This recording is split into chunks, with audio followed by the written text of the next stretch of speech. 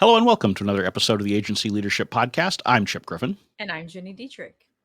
and we're going to talk about all of the things that you're doing wrong when you try to get new business because we like scolding people. And that's what we'll do in this episode, right after this.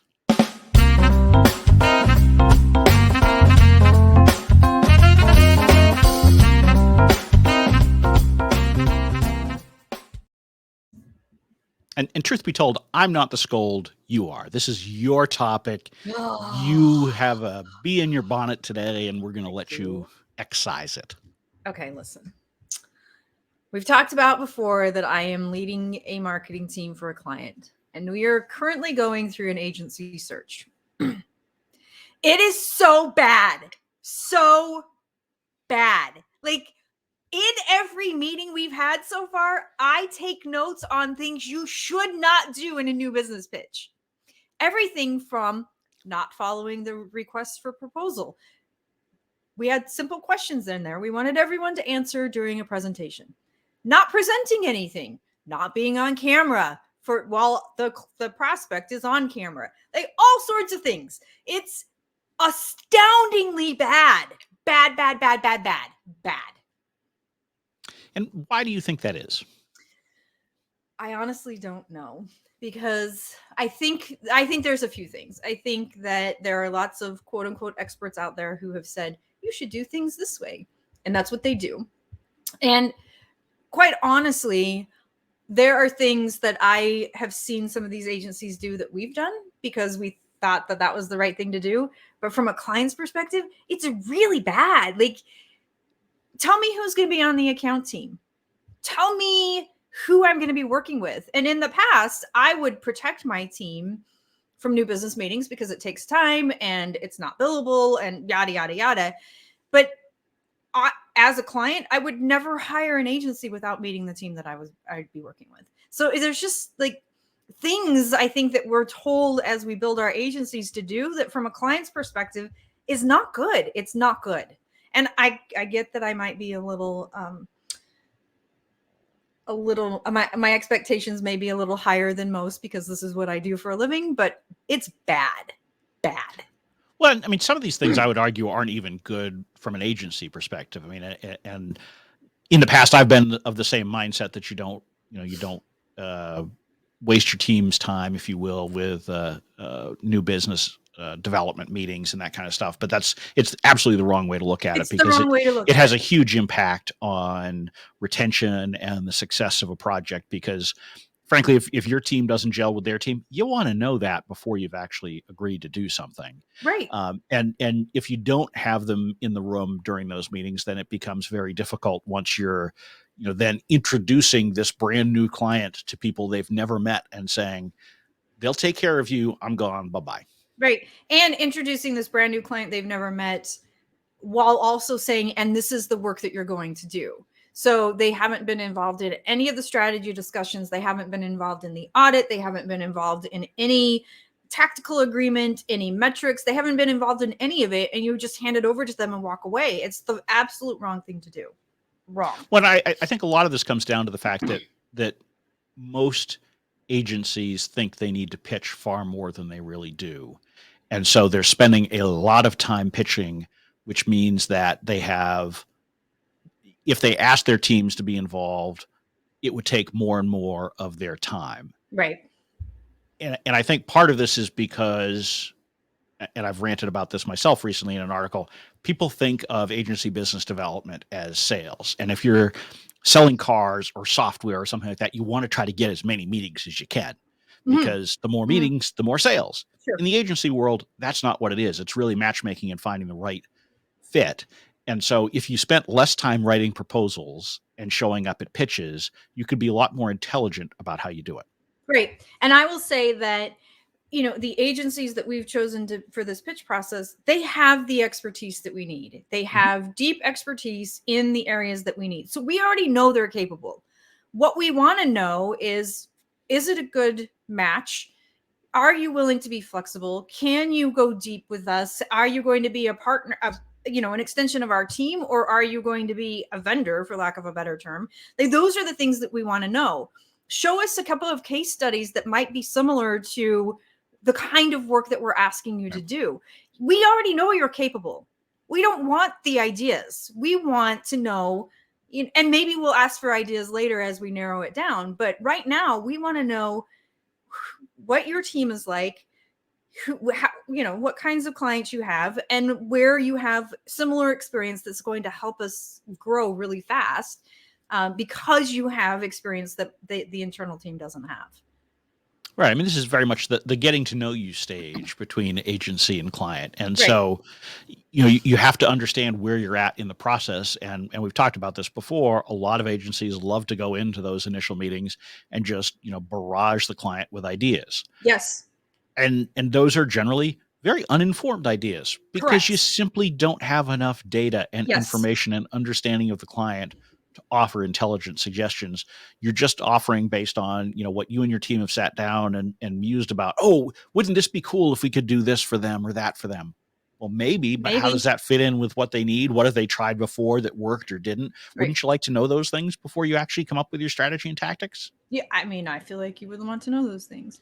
I I do. also feel like you should do things like, understand where the client or prospect is located, and Google the people who are going to be on the call, and, have enough information about, this is just business development, have enough information about the business and the people so that you don't go, so where are you guys headquartered?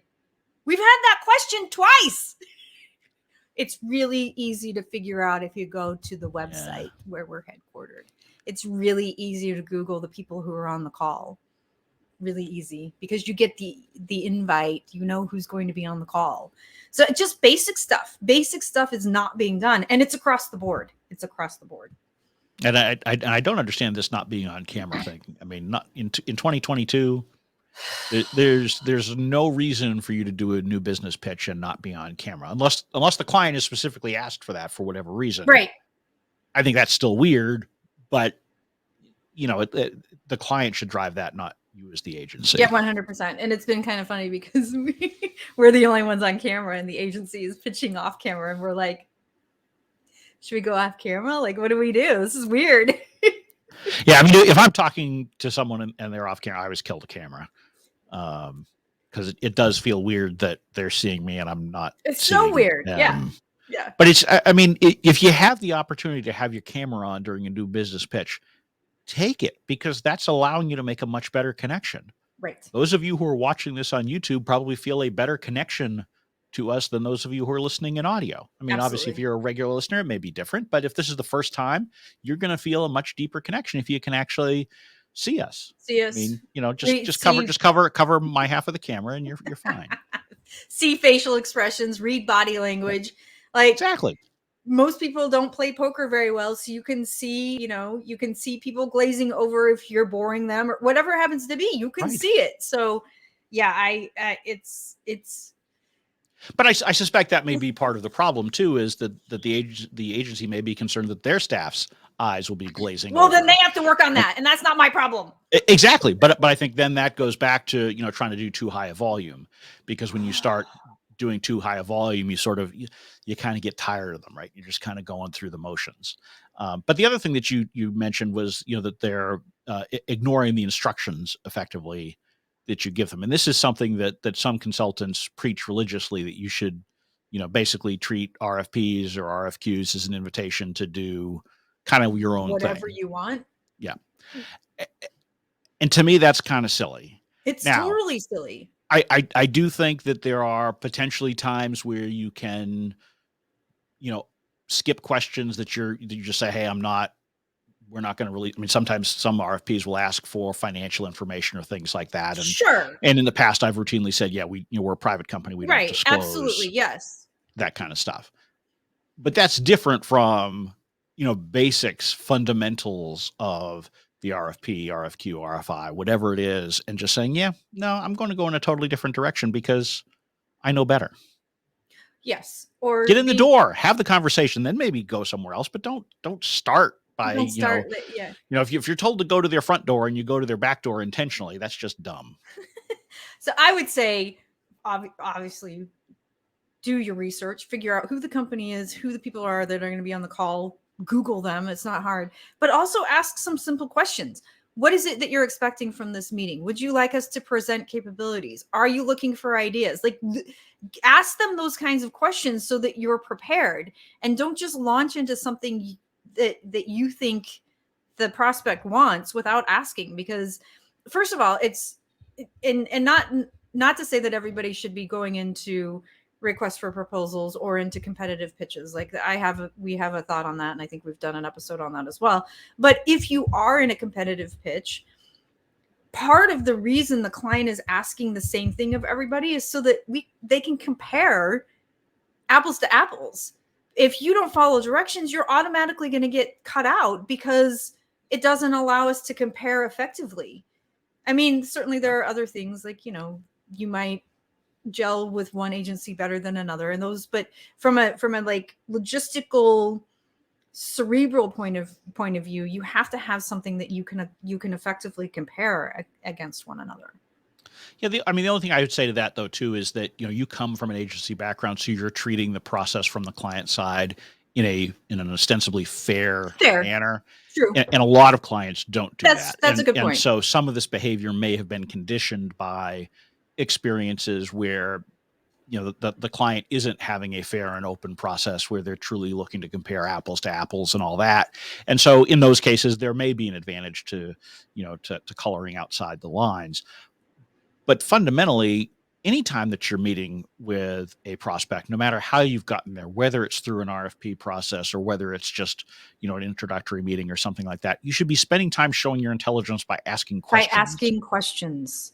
Not by, spewing stuff out. Right. And if you can get a conversation going where you've got the prospect talking at least as much as you are in those first meetings, you're going to be in much better shape, because they're giving you the roadmap to how to succeed with them, both in winning their business and then in being successful with their business. But far too often, agencies go in and just want to tell you all of the great things they've done, all of the great team that they've got, all of the great ideas they have. And none of that really helps advance the ball in the way that you really want to. 100%. And I think we've done an episode on this as well, but giving away ideas, it doesn't, you might have a great idea and you might be able to say, we thought maybe this would work. Like, okay, toward the end of a conversation, but going in and just dumping ideas without understanding anything, it's, first of all, it's overwhelming, and it makes the team defensive, because they're like, I've been doing this for 3 years and you're telling me it's all wrong. Like, it's just a completely wrong approach. Right. And I mean, I guess as you think about these agencies that are coming in and giving these pitches, is there some big picture thing that they should be rethinking when they go in order to try to be more successful, or is it really these individual granular items we've been talking about so far? I think just from a big picture standpoint, it's really understanding what it is that the prospect is looking for and building a proposal or a presentation or a conversation around that. So ask questions, try to get as much information as you can. Like, every single one of these agencies has had a conversation with my internal team ahead of time. Okay. To be able to ask questions. And none of them, from what I understand, none of them have asked these kinds of questions. It's pretty apparent that, I've seen the emails that have said, we want this, and we want this and we still have 2 more presentations, but 4 out of 6 have not done that. And I've seen the emails. So it's not like it's confusing. In the questions they asked, did they ask, what's your budget? No. No, I'm a little surprised. I would have thought that would have been the one common question that would have been. We've not had any questions. The other than, where are you headquartered? What's your experience? Stuff that the questions they have asked have been things that you can find online. That's it. That's mind numbing to me. It's I get to the point where I'm just like, you have to pay attention. You have to pay attention. Because it's so bad. And the other thing that really Zen. You've really been enjoying this process, haven't you, Jenny? It's so bad. I literally have 3 pages of notes of things not to do. It's that bad. But okay, I'm big on process. I think it's really hard to scale a business without a process. We launched the peso model several years ago. We use the peso model for all clients, but we also refine it and customize it based on the client's needs. So they may not need any paid media, or they have an agency that does paid media, or they have a great internal team doing paid media. So we may not include that in the work that we do. We may include working with them, but we're not including that in the work that we do. So we customize it based on the client's needs. The other thing that we do is we don't force the client to use the software that we use. So if you use a project management system that we don't use, we're going to learn it really fast, because it's easier for us to jump into your project management system than for you to try to come into ours. All of these agencies have said, we use this, we use this, we use this, and we use this, and you have to use it. And it's like, I can't ask my team to add one more piece of technology to their, I can't. Right. That's I mean, not, I think it's fine if you're an agency and you want to suggest that you use a certain piece of software, particularly if the client doesn't already have something they're actively right. using. Absolutely. Right. Yes. And you always do have to try to dig as to whether they're actively using it, because Right. the number of organizations that own subscriptions to project management software but never use them is astronomical. But you're right. At the end of the day, you need to use what the client uses. Yes. I mean, if you want to get the information that you need from the client, use their system. If you want them not to comply, use your own system. Correct. You can kind of pick. Now, you can still use your own system for the internal pieces of it that are not client. And in fact, there can be benefits to that, because a lot of these project management tools, you end up having to run sort of parallel projects anyway if you're going to have the client see some of it, but you want some stuff behind the scenes that the client's not seeing, because most of them are not really good at the granular permissions you need in order to be able to bifurcate. So you're probably going to have two different projects anyway, the public facing and the internal.